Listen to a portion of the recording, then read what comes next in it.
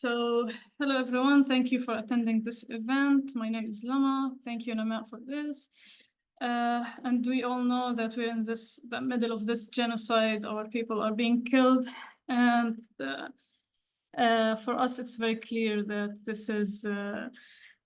this colonial project is illegitimate. And even if it feels weird for us, for me at least today, during this hard time, to talk about infrastructure and other topics, but I still feel that and believe that we need to talk about all aspects of this brutal project.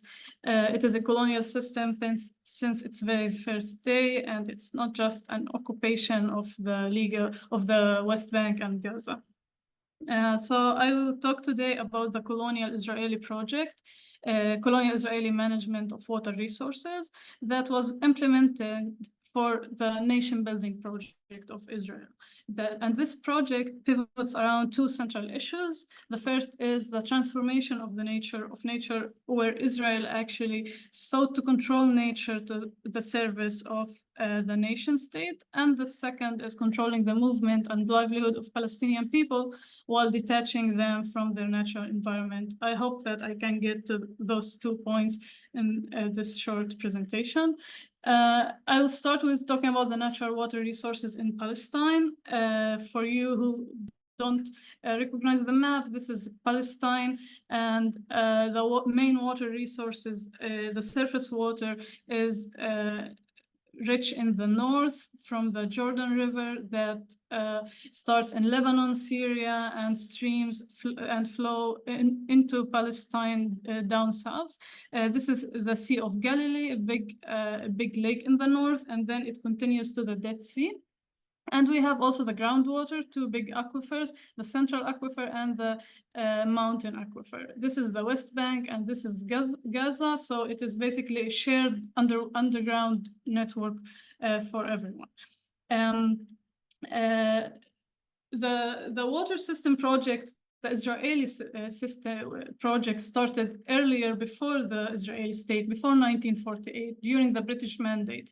Palestine was under a British mandate for more than 20 years. And in 1917, the British government, as you know, issued the Balfour Declaration, promising the Jewish with a national home in Palestine. Although they encouraged the Jewish population back then was only 8% of Palestine in 1917.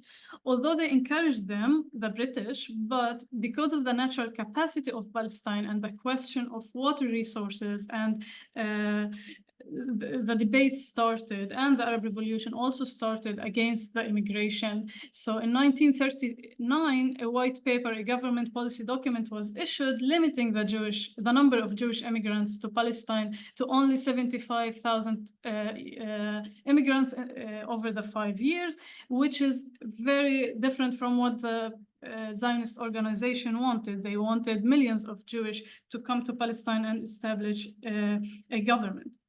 However, although this paper outraged the Zionist leaders, but they also saw the opportunity in altering the discussion around the Jewish immigration to a technical issue. Instead of talking whether the immigration to Palestine should happen at all, it is now a question of how many Jews, not if they should come at all. And in this technical issue, they found the big engineers to come to Palestine and start visioning and planning the very technological engineering project to justify the Jewish immigration. Palestine is a semi-arid climate zone, and it is not really rich in water to absorb all the numbers of Jews. Those two main figures were very crucial to the water issues in Palestine. Simcha Plus is one of them. He's a Polish engineer that envisioned this big infrastructure project and started talking about diverting water from the Litani River in Lebanon and from the Yarmouk River in Jordan into the middle of Palestine and into the desert in the south, with underground infrastructure in the West Bank also. This was kind of a dream project, but it was very well written to to debate about the Jewish immigration.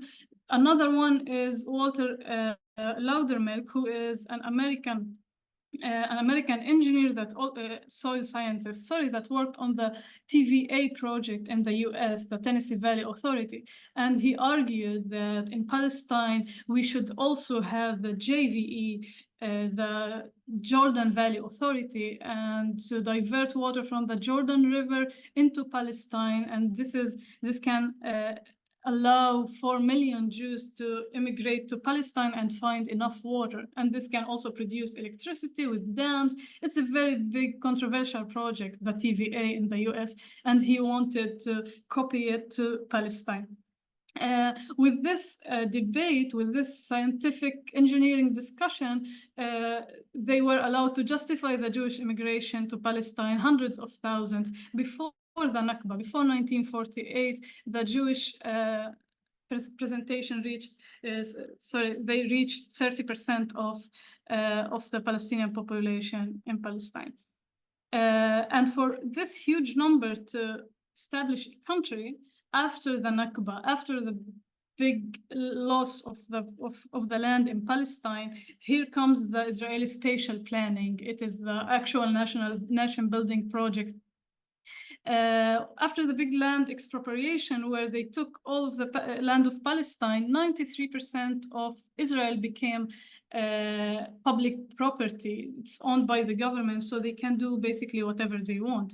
And they started with their dispersal policies and land use planning policies that prioritize the Jewish population distribution across the land, to fortify borders against Arabs, to prevent the Palestinian refugees from coming back to their land,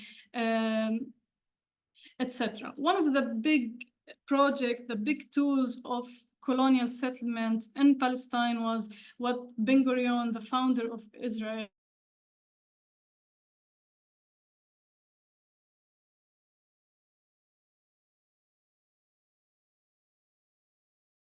called. They wanted to divert the water from the rich north to the south in order to build settlements there and agricultural opportunities. And the population in the south was 98% native Bedouin Palestinians, and it shifted to only 20% Bedouin in 1960.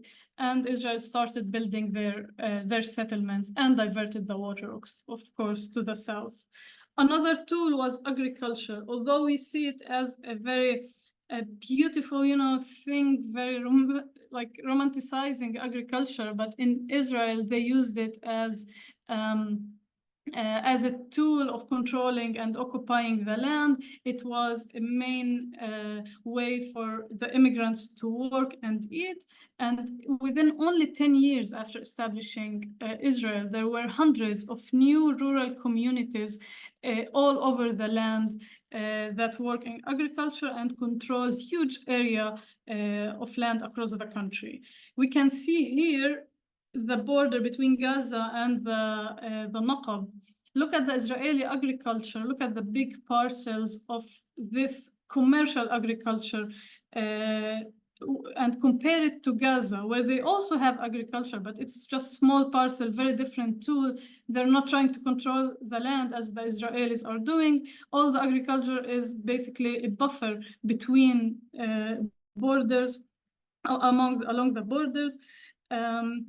And we know that agriculture consumes a lot of water. The desert is not rich in water, but it didn't prevent Israelis from doing those projects. They even saw it as a national project where they don't want this very bad, wild, wetland, I don't know what, the Palestinian land, and they wanted a very developed desert. Another tool was the individual farms. So individual farms, they're very similar to what is happening in the US also, with the large area of land controlled by only one family. They're getting electricity, internet, roads, everything, and they today they are 0.5% of Israel's area, only owned by a few families, and their location is among the very, very sensitive, environmentally sensitive places in Palestine. The forests also, the big project of planting forests by the Jewish National Fund, they wanted to renew the Israeli Mediterranean landscape. It doesn't look like Europe. They wanted more trees. They wanted it to look differently. This was a tool also for protecting the land they acquired, for establishing security buffers. You can find planted forests near Gaza border, the West Bank, Jordan, the north also. And today, 4.2% of the 1948 border is planted forest. Those trees are not native. They are imported from abroad, so they don't match the climate. And we hear about a lot of fires and a lot of environmental problems with these forests. And this is how it looks when they plant a new forest. It's an opening ceremony, and this is a soldier. It is a security project. This is near Gaza. It is a project of security afforestation in Gaza envelope. Another dispersal policy tool was the development towns. They distributed the newcomers, the new immigrants, literally everywhere, regardless of natural resources or agricultural land. They built those development towns in the north and in the south, where they were far away from major cities, and they did not rely on agriculture. So basically, they were relying on subsidies, and today they look like this. It's a very alien thing, creature in the desert and in the beautiful north. And again, with all those immigrants, the population of Israel grew and doubled itself within only 10 years. Although 700,000 Palestinians were expelled and became refugees outside of Palestine, the population still increased and doubled itself. And this is way beyond the capacity of Palestine. And that's why the discourse of the Israeli government shifted from discourse of abundance in water resources into a discourse of scarcity. Because before that, only 13% of the natural water resources in Palestine were used. And now, with this huge number of people, there need to be a national level of operation to control all this project, to make it happen, actually. And that's why they established the Water Authority and started operating the water system on a national level of operation. And the legislation of the water law in 1959 was a very crucial point in the history of water management. And all water resources became owned by the state of Israel, meaning that rainfall water, groundwater, everything is owned by the state. Before that, Palestinians relied on, springs, on wells in their houses, on pools for agriculture and for livestock. It was a local level managing of water. And now all this became illegal. Not just illegal, but they demolished it. They went to Palestinian villages and demolished wells, they didn't allow people to drink from the springs anymore. So everything changed with this law. And they established the big engineering project that's called the National Water Carrier in 1964. This looks very close to what Simcha, the one that we started talking about at the beginning, imagined.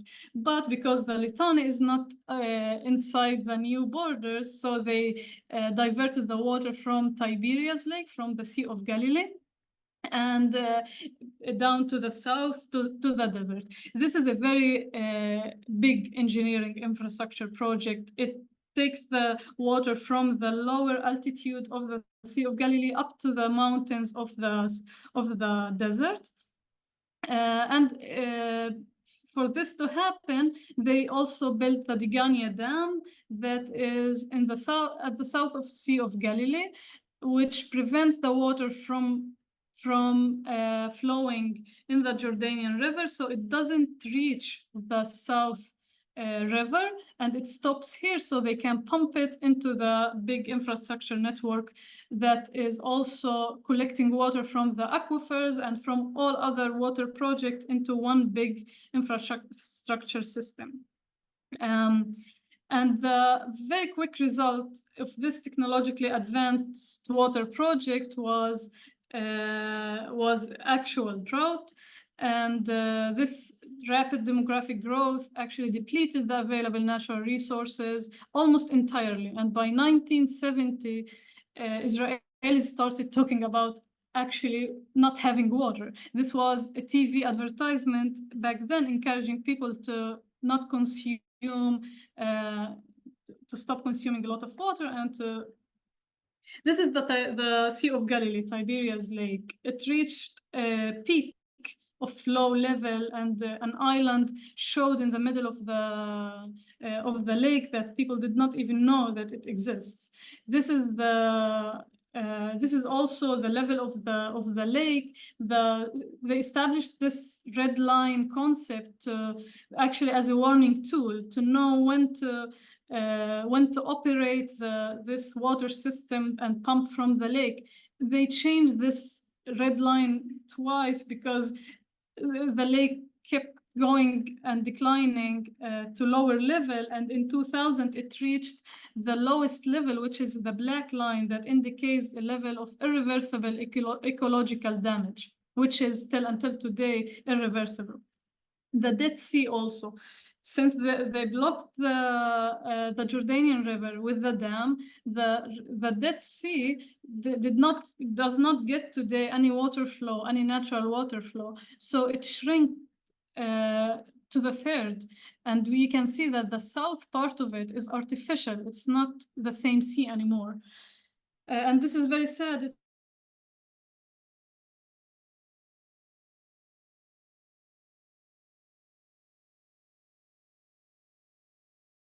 It's a very unique in the world. It's gone. And nature transformation, as I said, the rivers and valleys were diverted. The soil was the salinization of soil of the lake and the aquifers is very crucial. The Tiberias Lake is in the north. It's more salty than the desert in the south. It's not the same basin. You can't just bring water from place to another place and irrigate. So the soil is now very salinated. The lake itself too, and the aquifers, because of the overexploitation of the groundwater, it reached a very low level, and the seawater started reaching the aquifers, and it's not drinkable. Natural reserves also almost disappeared in Palestine. 97% of the natural wetlands were filled to free up space for agriculture and settlements. We don't have wetlands in Palestine anymore. The streams flow and the springs in very historic decline. Some of the main streams in Palestine now flow only 2% of their natural flow. They're combating the desert and not the desertification. They want to plant more and more trees and forests in Palestine. The red here in this map shows the future forests that they want to plant in the desert. And again, what was the solution that Israel suggested after this huge harm to the nature? It is technology again, and today Israel is relying on desalination plants for drinking and for irrigating agriculture. We're talking about switching the whole infrastructure from bringing water from the north into bringing water from the sea and irrigating the rest of the country. Today, 75% of the drinking water that we drink is coming from the seawater. And here we can talk for days about health issues, about electricity, about sufficient efficiency and sustainability, climate change, etc. It's a big thing. I don't think any country has such projects in this scale. But this was the vision of David Ben-Gurion since 1956, where he talked about the irrigation of the desert with the purified seawater that will appeal as a dream to many, but less than any other country should Israel be afraid of dreams capable of transforming the natural order.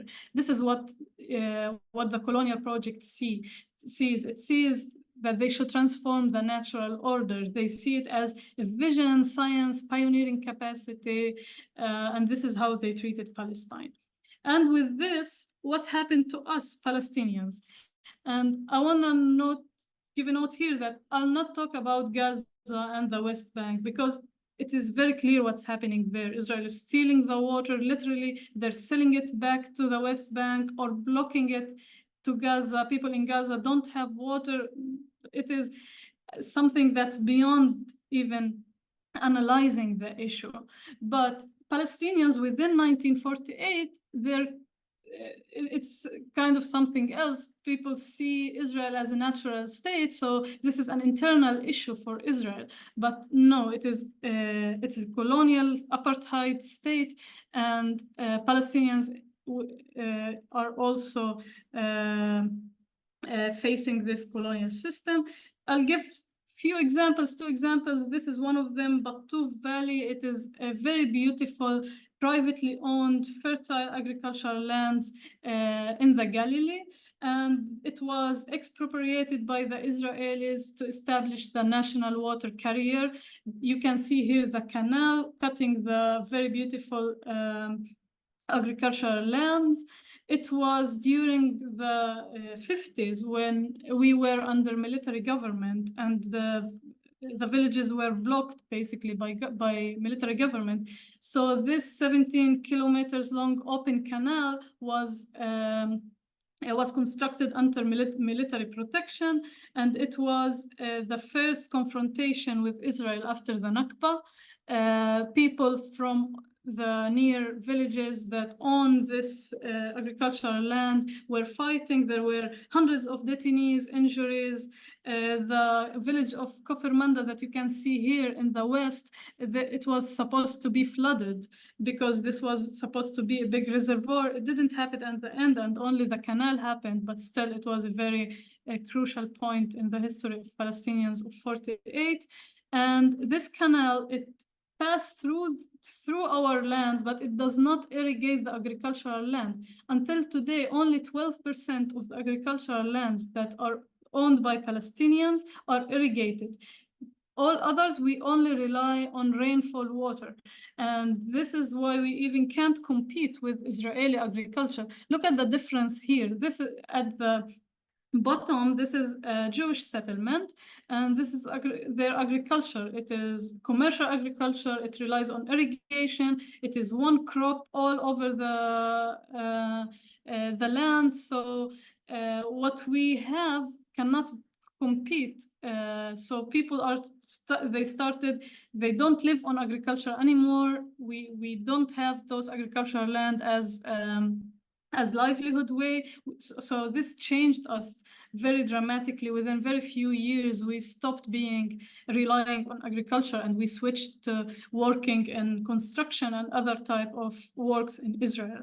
And this valley, this Batuf Valley, is among the very last surviving agricultural landscape of small parcels in 1948's border.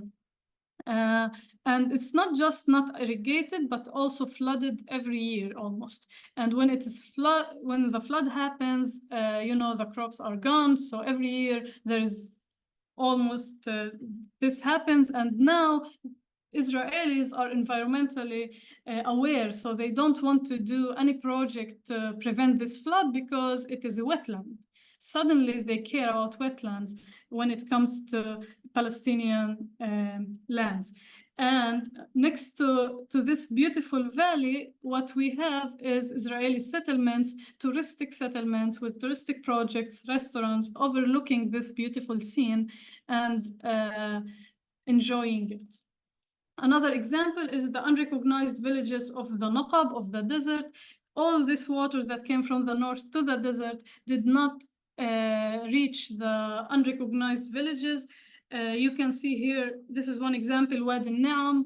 They don't have water. They buy water 4 times more expensive in order to drink. They don't have electricity and don't have water, although look at the water tanks. They're right next to their houses. Also, they are not allowed to build houses. The electricity is right next to them. This is Ramat Hubav next to Wadi Naam. This is an industrial city right in the desert. And ironically, it produces the chemicals for the desalination plants on top of their land and making it impossible to live next to this industrial area. The desert is not a desert anymore. It's full of infrastructure projects, electricity projects, forests, big highways. And they continue to build more and more settlements. So this is a project that's supposed to happen. And look at this, they do the images in this way, so we don't feel that they're changing the desert, but actually what's happening is that we lost our south. And here I conclude, actually what happened is that we lost our land, we lost our control over Palestine, we lost Palestine, and we lost nature. And with this, we lost our local knowledge of this place that's continuing to change and continuing to Israel is continuing to thrive, unfortunately, on top of our lands. Thank you, everyone, and I'm hoping for questions.